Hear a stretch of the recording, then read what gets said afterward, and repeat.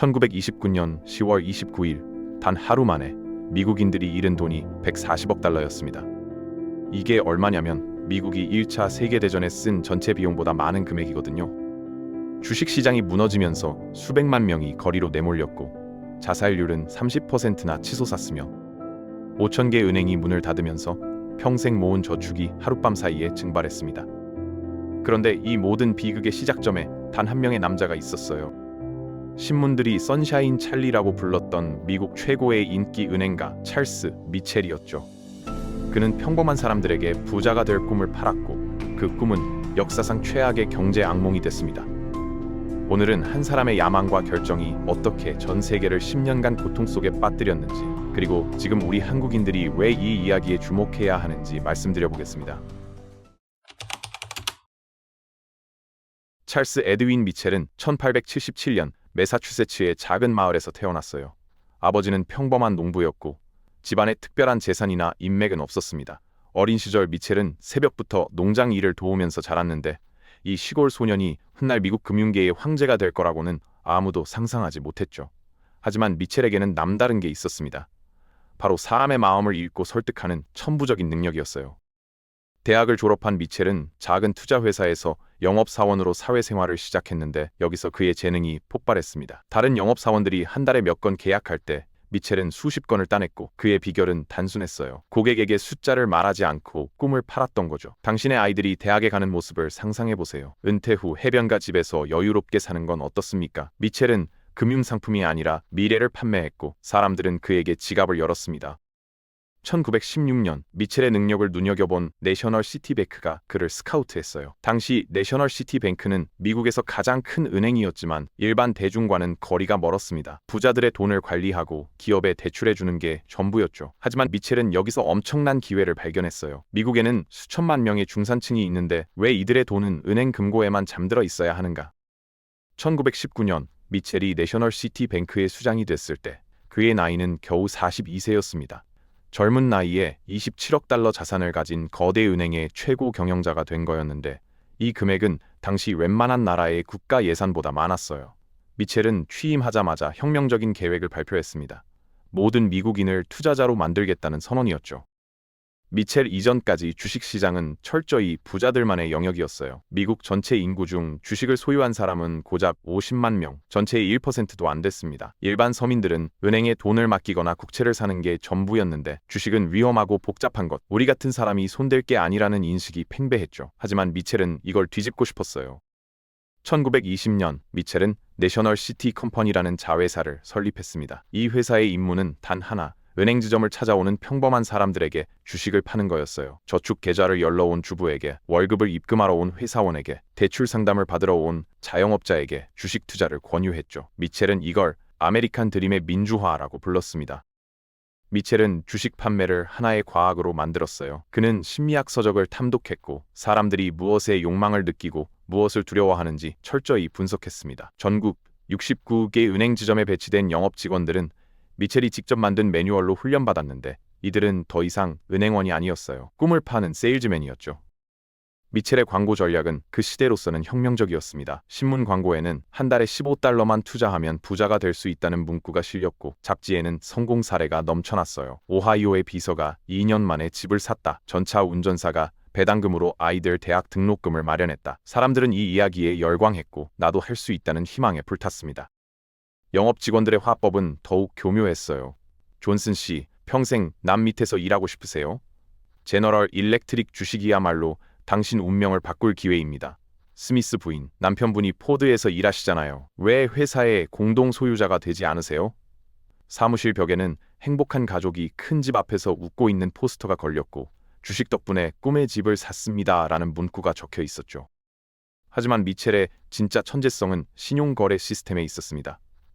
그는 마진거래라는 개념을 대중화시켰는데 이게 뭐냐면 주식을 살 때 본인 돈은 10%만 내고 나머지 90%는 은행에서 빌리는 거예요.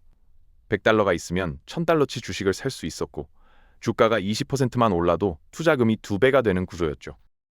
미첼의 영업 직원들은 이걸 아주 쉽게 설명했어요. 브라운 씨가 50달러만 투자해서 500달러어치 주식을 샀는데 6개월 만에 주가가 30% 올랐습니다. 브라운 씨 수익이 얼마게요? 150달러예요. 투자금 대비 300% 수익이죠. 같은 50달러를 은행에 넣어뒀으면 이자가 고작 2달러였을 겁니다. 사람들은 이 마법 같은 숫자에 현혹됐고 너도 나도 신용거래에 뛰어들었습니다. 결과는 폭발적이었어요. 1925년부터 1929년까지 주식 구매를 위한 대출 규모가 20억 달러에서 85억 달러로 치솟았는데 이건 4년 만에 425%가 증가한 겁니다. 주식을 가진 미국인 수도 50만 명에서 1000만 명으로 20배나 뛰었죠. 오하이오의 교사는 라디오 코퍼레이션 주식을 사려고 집을 담보로 잡았고 캔자스의 농부는 소를 팔아서 제너럴 모터스 주식을 샀으며 디트로이트의 정비공은 6개월치 월급 전부를 포드 주식에 몰빵했습니다. 미첼은 영웅이 됐어요. 신문들은 그를 금융의 천재, 월스트리트의 민주화를 이끈 선구자라고 불렀습니다. 선샤인 첼리라는 별명이 붙었는데 그가 나타나면 시장에 햇살이 비친다는 뜻이었죠. 1928년 그의 연봉은 120만 달러였는데 오늘날 가치로 환산하면 2천만 달러가 넘는 금액이에요. 잡지들은 그를 모든 미국인을 잠재적 백만장자로 만든 남자라고 추켜 세웠습니다. 미첼은 여기서 멈추지 않았어요. 그는 투자 신탁이라는 상품을 만들었는데 이건 빌린 돈으로 주식을 사는 펀드였습니다. 그런데 이 신탁 자체도 주식회사가 됐고 그 주식도 다시 신용으로 거래됐어요. 빚 위에 빚, 레버리지 위에 레버리지가 쌓인 거죠. 주가가 영원히 오를 거라는 희망 위에 거대한 빚의 피라미드가 세워졌습니다. 1929년 봄이 되자 가장 낙관적인 경제학자들조차 불안해하기 시작했어요. 주가는 실제 경제 성장보다 훨씬 빠르게 오르고 있었고 연방준비제도는 시장이 심각하게 과열됐다고 경고했습니다. 숫자는 무서웠어요. 대기업 주식들이 연간 수익의 15배 가격에 거래되고 있었는데 오늘날 기준으로도 이 정도 비율은 투기 거품의 확실한 징조거든요. 1929년 2월 6일 연방준비제도는 은행들에 공식 경고를 보냈습니다. 주식 투기를 위한 대출을 즉시 중단하라는 내용이었고 마진거래 제한을 강력히 요구했죠. 시장의 반응은 즉각적이었어요. 3월에 주가가 떨어지기 시작하면서 며칠 만에 수십억 달러가 증발했습니다. 공포가 번지기 시작했고 드디어 거품이 터지는 것처럼 보였어요. 바로 이 순간 1929년 3월 12일 찰스 미첼이 역사의 흐름을 바꿀 결정을 내립니다. 그는 긴급 기자회견을 열고 전 세계를 향해 선언했어요. 내셔널 시티 뱅크가 시장에 필요한 모든 유동성을 공급하겠습니다. 우리는 불필요한 위기가 발생하는 걸 허락하지 않을 겁니다. 이건 연방준비제도의 경고를 정면으로 무시한 발언이었습니다. 미첼의 영향력은 그만큼 컸어요. 한 민간은행가의 발언이 중앙은행의 정책을 무력화시킨 거죠. 효과는 즉각적이었습니다. 신문들은 선샤인 첼리가 시장을 구했다는 헤드라인을 뽑았고 투자자들은 안도의 한숨을 내쉬었어요. 주가는 반등해서 일주일 만에 손실을 모두 회복했고 곧 신고가를 경신했습니다. 미첼은 다시 한번 영웅이 됐죠. 하지만 이건 재앙의 서막이었어요. 미첼의 발언 이후 시장은 광기의 마지막 국면에 돌입했습니다. 1929년 여름 주가는 역사적 고점을 찍었고 다우존스 지수는 381포인트까지 올랐는데 이 기록은 이후 25년간 깨지지 않았어요. 폭락 직전 마지막 몇 달 동안 300만 명의 새로운 투자자가 시장에 뛰어들었습니다.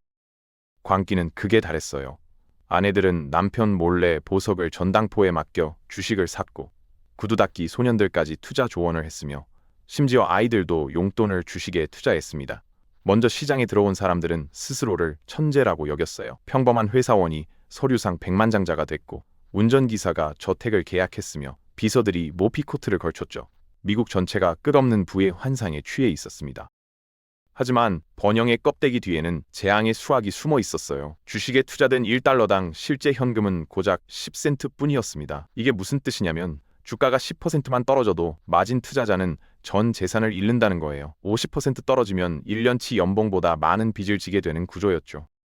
1929년 가을 똑똑한 돈들이 움직이기 시작했습니다. 대형 기관 투자자들, 연기금, 보험사, 은행들이 일반인들은 눈치채지 못한 위험 신호를 포착했거든요. 경제 지표가 나빠지고 있었어요. 산업 생산이 둔화됐고 자동차 판매가 줄었으며 신규 주택 건설도 감소했는데 주가만 현실을 무시하고 계속 올랐습니다.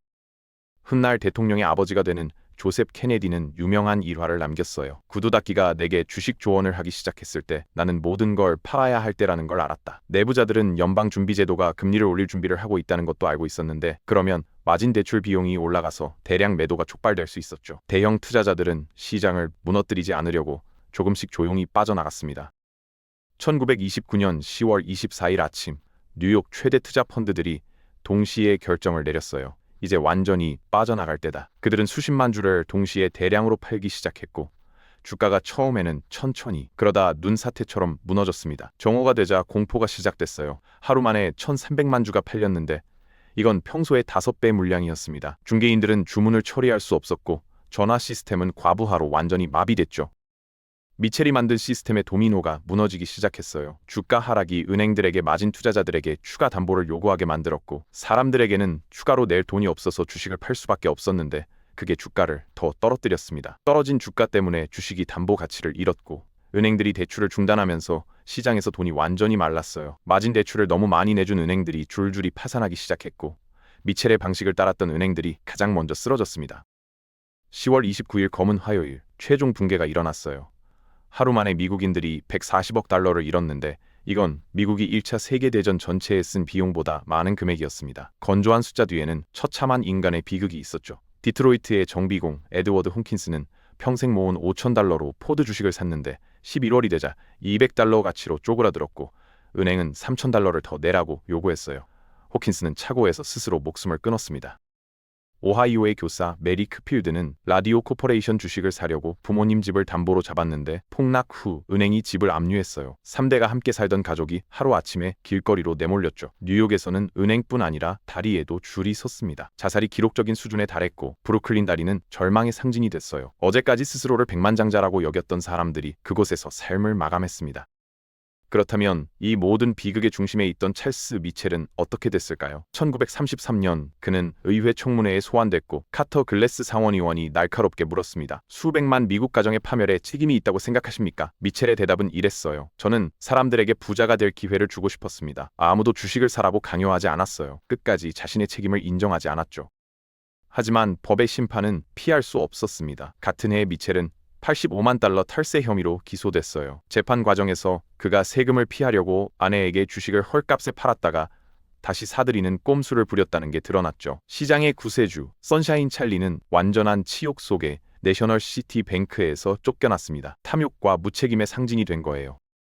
미국 사회는 미첼에 대한 평가가 극명하게 갈렸어요. 뉴욕타임스는 그를 금융재앙의 설계자, 아메리칸 드림을 악몽으로 바꾼 남자라고 불렀습니다. 일반 시민들은 진심으로 그를 증오했고 뉴욕 거리에서 그는 야유를 받았어요. 디트로이트의 한 신문은 이렇게 썼죠. 찰스 미첼은 역사상 어떤 은행 강도보다 더 많은 걸 우리에게서 훔쳐갔다. 강도는 돈가방 하나를 가져가지만 미첼은 한 세대 전체의 미래를 가져갔다. 미첼 본인은 남은 인생을 상대적인 무명 속에서 보냈습니다. 재판 후 유럽으로 건너가 작은 은행들의 컨설턴트로 일했고 1940년대에 미국으로 돌아와 소규모 투자 회사를 세웠어요. 선샤인 찰리는 1920년대 탐욕의 상징으로만 기억되는 쓸쓸한 노인이 됐고 1955년 78세로 세상을 떠났는데 끝내 대공황에 대한 자신의 책임을 단 한 번도 인정하지 않았습니다. 미첼이 촉발한 재앙은 미국 금융 시스템을 영원히 바꿔놓았어요. 1933년 의회는 글래스-스티 걸법을 통과시켜 상업은행과 투자은행을 완전히 분리했는데 목표는 단순했습니다. 다시는 은행가들이 예금자의 돈으로 도박하지 못하게 하자는 거였죠. 증권거래위원회가 만들어져 시장을 감독했고 은행 예금 보험 제도가 생겼으며 마진 거래에 엄격한 규제가 도입됐습니다. 1933년 4월에는 더 극단적인 조치가 나왔어요. 루스벨트 대통령이 개인의 금 보유를 금지하는 행정명령에 서명한 겁니다. 모든 미국인은 금화와 금괴를 정해진 가격에 정부에 넘겨야 했는데 한 달 만에 3,600톤 이상의 금이 거쳤어요. 이건 현재 러시아와 중국의 금 보유량을 합친 것보다 많은 양이었죠. 대공황의 상처는 세대를 걸쳐 남았고 미국 경제는 완전히 회복하는 데 10년이 걸렸습니다. 그런데 거의 100년이 지난 오늘날 역사가 섬뜩할 정도로 비슷하게 반복되고 있어요. 특히 우리 한국인들이 주목해야 할 부분이 여기 있습니다. 미국에서는 5천만 명이 스마트폰으로 주식을 거래하고 마진 거래 규모는 사상 최대인 9천억 달러에 달했어요. 로빈후드 같은 앱들이 미첼이 했던 것과 똑같은 약속을 합니다. 누구나 투자자가 될 수 있다. 수수료 제로, 프로처럼 거래하라. 한국도 예외가 아니에요. 2020년 이후 동학개미 열풍으로 수백만 명의 새로운 투자자가 주식시장에 뛰어들었고 비투라는 신조어까지 생겼잖아요. 신용융자와 미수거래로 빚을 내서 주식을 사는 사람들이 급증했고 20대에서 30대 젊은 층의 주식 투자 비율이 폭발적으로 늘었습니다. 코인 시장은 더하죠. 레버리지 거래로 원금의 몇 배를 베팅하는 사람들이 수두룩해요. 찰스 미첼의 이야기에서 우리가 배워야 할 교훈은 명확합니다. 빚으로 하는 투자는 상승장에서는 마법처럼 보이지만 하락장에서는 지옥이 된다는 거예요. 1929년 미국인들은 10% 하락에 전 재산을 잃었고, 이건 지금 신용융자나 레버리지 거래를 하는 한국 투자자들에게도 똑같이 적용되는 수학이에요. 모두가 투자하고 있을 때 택시 기사도 주식 얘기를 하고 유튜브마다 재테크 영상이 넘쳐날 때, 그때가 바로 조셉 케네디가 말한 구두 닦기 소년의 순간일 수 있습니다. 한국의 부동산 시장도 마찬가지예요. 영끌이라는 말이 유행할 정도로 빚을 내서 집을 사는 게 당연시됐는데, 금리가 오르면 어떻게 될까요? 미첼 시대의 마진콜이 오늘날의 이자 폭탄으로 돌아올 수 있습니다. 찰스 미첼은 정말로 평범한 사람들에게 부자가 될 기회를 주고 싶었을 거예요. 그의 의도가 순수했는지 탐욕이었는지는 알 수 없지만, 결과적으로 그의 시스템은 아메리칸 드림을 전체 인구의 4분의 1에게 악몽으로 바꿔 놓았습니다. 모든 미국인이 자본가가 되어야 한다. 미첼은 1928년에 이렇게 말했어요. 모두가 투자해야 한다. 오늘날 한국에서도 똑같은 말이 넘쳐나죠. 역사는 정확히 반복되지 않지만 분명히 운율을 맞춥니다. 다음에 쉬운 돈의 약속, 누구나 부자가 될 수 있다는 광고, 지금 안 사면 영원히 못 산다는 조급함을 느낄 때 선샤인 찰리를 떠올려 보세요. 그리고 스스로에게 물어보는 겁니다. 이 거래에서 진짜 이득을 보는 건 누구인가? 혹시 내가 누군가의 마진콜을 위한 유동성은 아닌가?